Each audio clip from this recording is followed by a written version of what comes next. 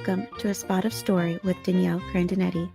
Cozy up with your favorite beverage as we chat about sweet romance, thrilling suspense, and fascinating history. Perhaps you'll find your next read in one of these stories. On this episode of A Spot of Story, Echoes of History, we're stepping back into our topic from last month of talking about Undercover Wish and how it is a retelling of Aladdin and the Magic Lamp.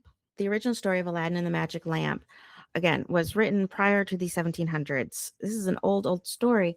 And the stereotypes that it leaned into was a negativity toward Chinese people. Aladdin was originally Chinese, and they portrayed him as lazy, opportunistic.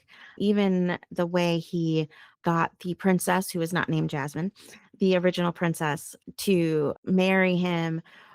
It was all very underhanded and it did not paint Aladdin in a good light. So, this idea that he was, just a hidden gem, diamond in the rough kind of idea, that was not the original story at all.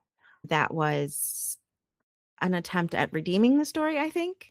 And how do I take this story that is so negative toward an entire group of people and use it to create my own story?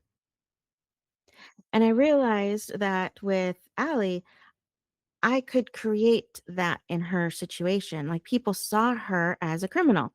The opening scene, she is running from the police because she was trying to uncover a crime, not of what she was doing, but because of who she was.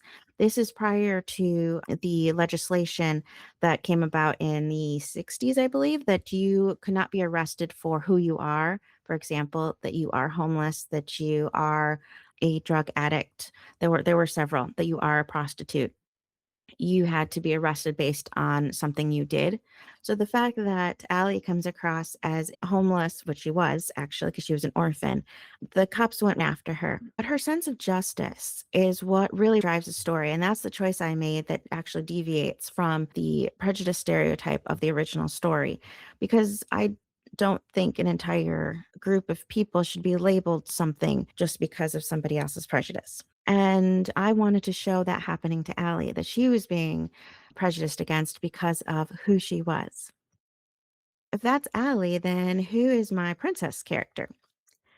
Obviously, in a reverse Aladdin perspective, I decided to make him a shipping prince in Chicago. There was a section of town that was called Astor Street after the Astors in New York. My hero has agency, and yet he doesn't, which, diving into his story and this concept of how someone who has it all, he has wealth, he's male, he has privilege, he's white, he has everything going for him. All the power dynamics are in his court. And yet he feels completely trapped. He's being pigeonholed, he's being coerced, he's being basically placed into a gilded cage, which the late 1800s is called the Gilded Age. And to pair that type of character with an Aladdin character was just so much fun, to have the two opposite dynamics in their lives, and how Allie, even though society would have stereotyped against her, prejudiced against her, shown her the racism of the time, was actually freer than the man with all the power dynamic. And he's the one who actually felt caged by the situation.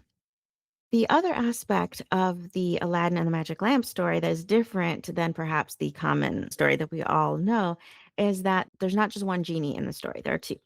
And it's not just the lamp, there's also a ring. So there are two different dynamics, two different magic things, which my story is historical, is not magic at all. So I had to adapt. But I needed two genie characters. And I had so much fun creating my two genie characters. You have to read the story to get the full dynamic. I don't want to give that away. I also wanted them to represent what Jane Addams did, and this idea of helping people who needed it. They used their status and their situation to help others. It was just so much fun to weave them into the story. So the two items, the lamp versus the ring, and In the story, I wanted to create two different items that Griff and Allie were after. Why she was digging in the trash can at the very beginning of the story, and then the uncovering of the corruption that has Griff trapped, and how the truth in the end matters. The essence of the story, though, is that truth without integrity still doesn't get you anywhere. You have to meld the two together. And that is the entire theme about why Allie then created the Stasio Giornaliste Agency. And I don't want to give that away. But the journey of these two through the story opened the way for the agency and thus the rest of the series coming your way. I'm so glad I got the opportunity to dive into the original story of Aladdin and the Magic Lamp.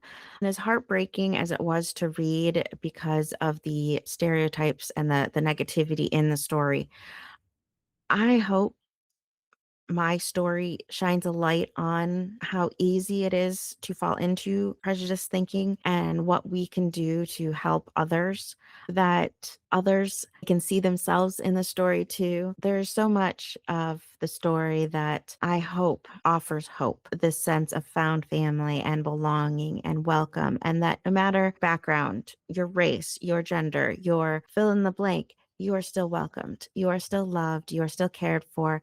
You are still an important and unique being that belongs in this world and deserves to be loved, deserves to be celebrated, and I hope becomes a wish come true for you. Thank you for joining me on this Echoes of History today. You can find additional resources and show notes on the episode page.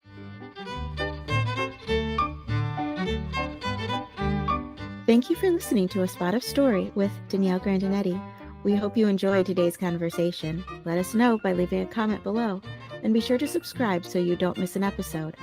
Discover more information about today's book by visiting A Spot of Story online at daniellegrandinetti.com/podcast. Happy reading!